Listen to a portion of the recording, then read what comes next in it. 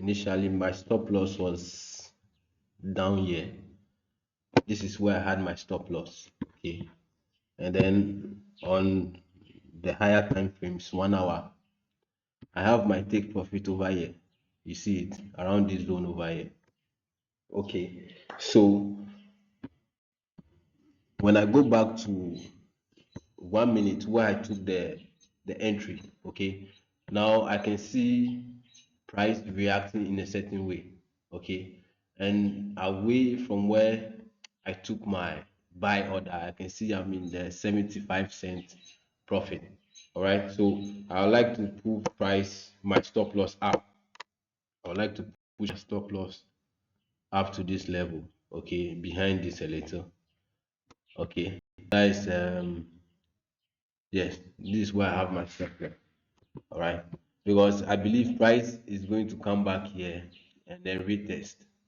When price retests, it moves back up to our initial order. So I think I'll leave the stop loss.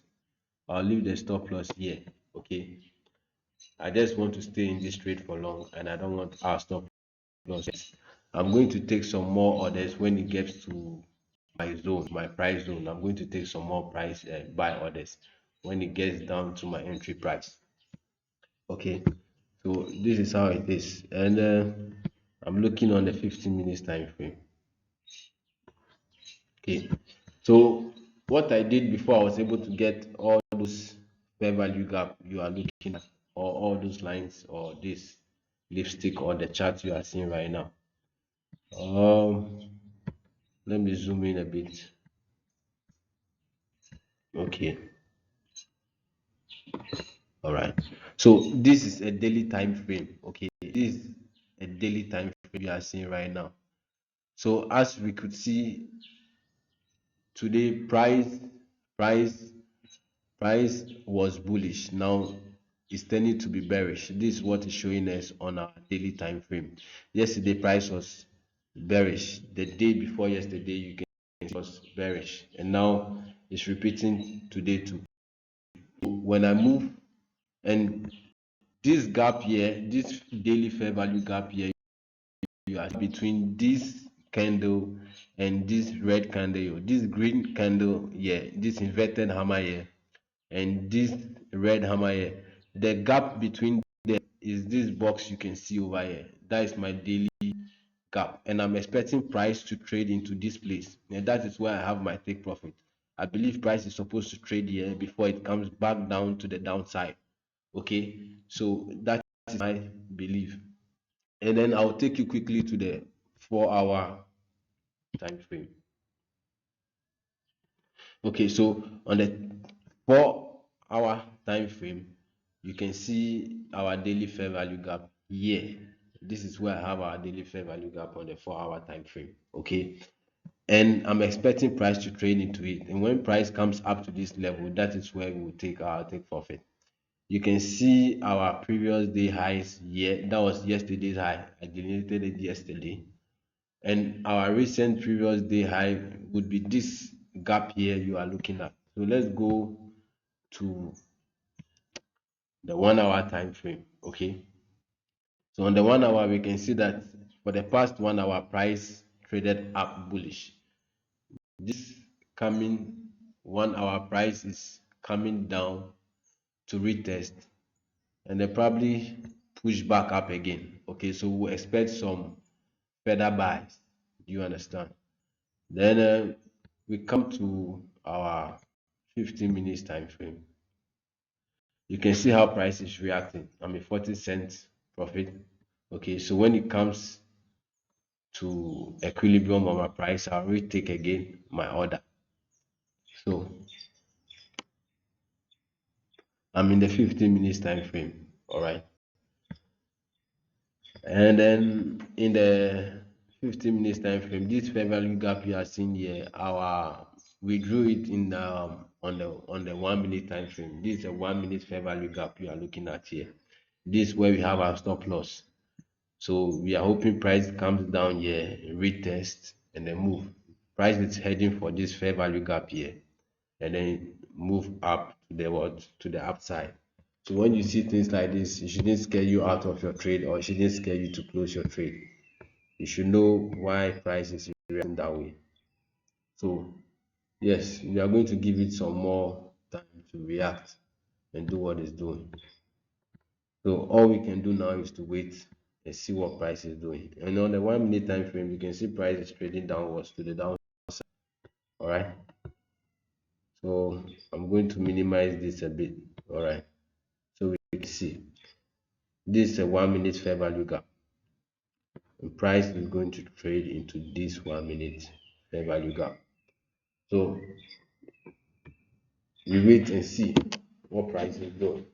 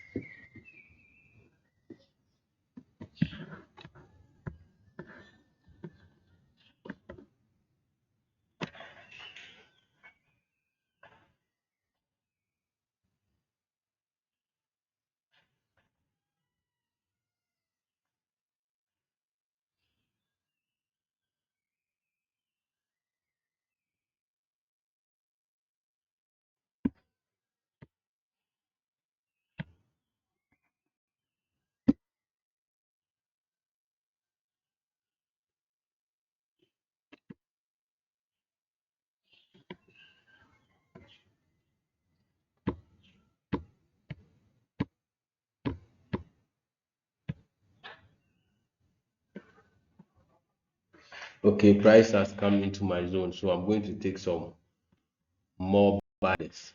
All right.